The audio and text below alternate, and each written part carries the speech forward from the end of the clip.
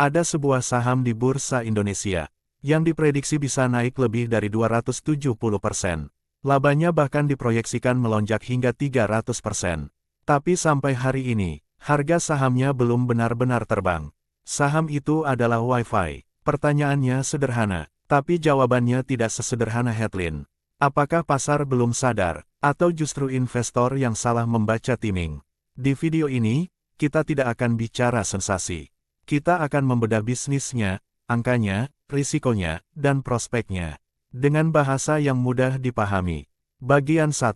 Kenapa saham ini ramai? Beberapa waktu lalu, muncul berita analis yang menyebut saham Wi-Fi memiliki potensi kenaikan ratusan persen. Alasannya terdengar sangat kuat, ekspansi layanan internet rumah, penggunaan teknologi 5G Fixed Wireless Access, pertumbuhan pelanggan, dan proyeksi laba yang melonjak tajam. Masalahnya, banyak investor retail langsung menyamakan target harga dengan waktu beli, padahal di pasar saham, target harga adalah tujuan akhir, bukan sinyal kapan harga mulai bergerak. Dan disinilah banyak investor salah langkah. Bagian 2, saham Wi-Fi itu sebenarnya perusahaan apa? Wi-Fi adalah PT Solusi Sinergi Digital Terbuka, perusahaan teknologi yang dikenal lewat brand Surge.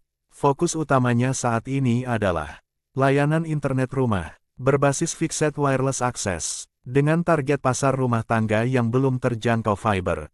Produk andalannya dikenal sebagai internet rakyat, kecepatan tinggi, biaya relatif terjangkau, dan instalasi yang lebih cepat dibanding fiber.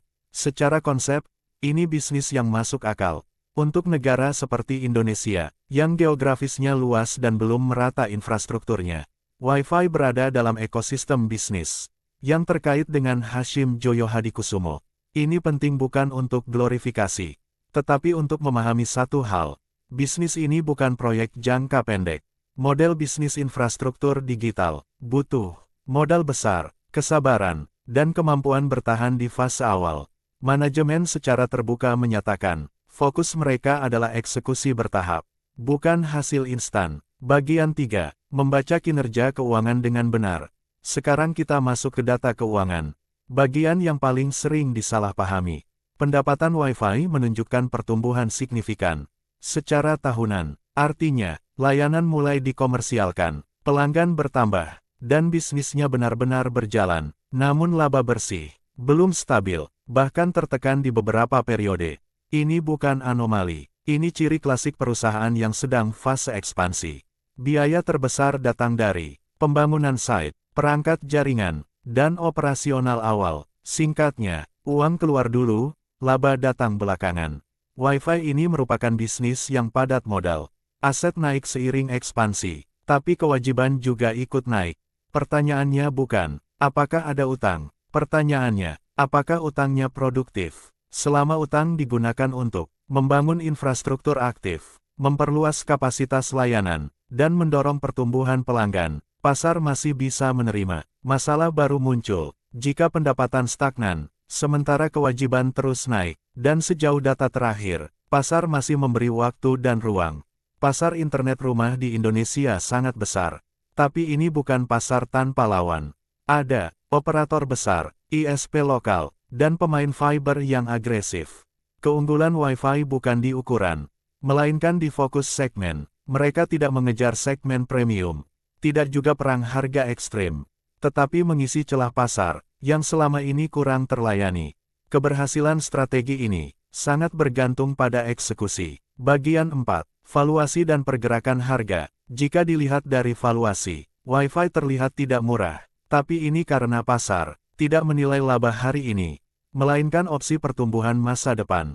Masalahnya, pertumbuhan belum sepenuhnya terrealisasi. Akibatnya, harga saham cenderung sideways, volatil, dan sensitif terhadap sentimen. Ini fase yang sering membuat investor retail masuk terlalu cepat, atau keluar terlalu cepat. Secara teknikal, harga Wi-Fi berada di fase konsolidasi. Volume tidak mati, tapi juga belum menunjukkan dorongan kuat. Ini sering terjadi saat dana besar belum ingin mengangkat harga. Dana besar jarang membeli saat headline ramai. Mereka lebih suka saat pasar tenang. Bagi retail, jangan kejar harga, tunggu konfirmasi, dan pahami bahwa teknikal adalah alat mengelola risiko. bukan meramal masa depan. Ada 4 risiko besar. 1.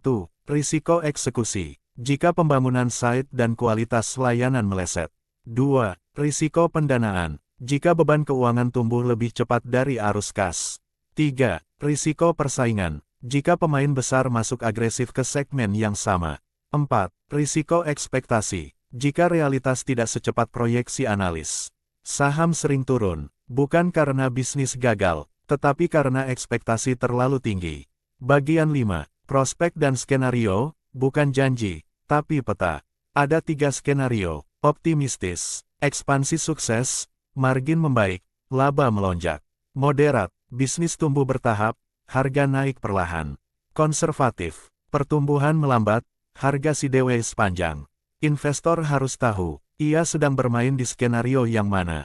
Intinya, Wi-Fi punya cerita pertumbuhan, pasar besar, dan model bisnis yang masuk akal. Tapi juga punya risiko nyata, kebutuhan modal besar, dan waktu tunggu yang tidak singkat. Ini bukan saham baca berita lalu beli. Ini saham yang harus dipahami, dipantau, dan ditiming dengan disiplin. Penutup, pasar saham tidak memberi hadiah pada yang paling cepat ikut hype. Pasar memberi hadiah pada yang paling sabar membaca proses. Kalau Anda ingin belajar memahami saham tanpa euforia, tanpa janji manis, dan tanpa jargon berlebihan, silakan subscribe, karena di channel ini, kita belajar melihat pasar apa adanya, karena pada akhirnya, yang bertahan di pasar bukan yang paling berani, tapi yang paling disiplin.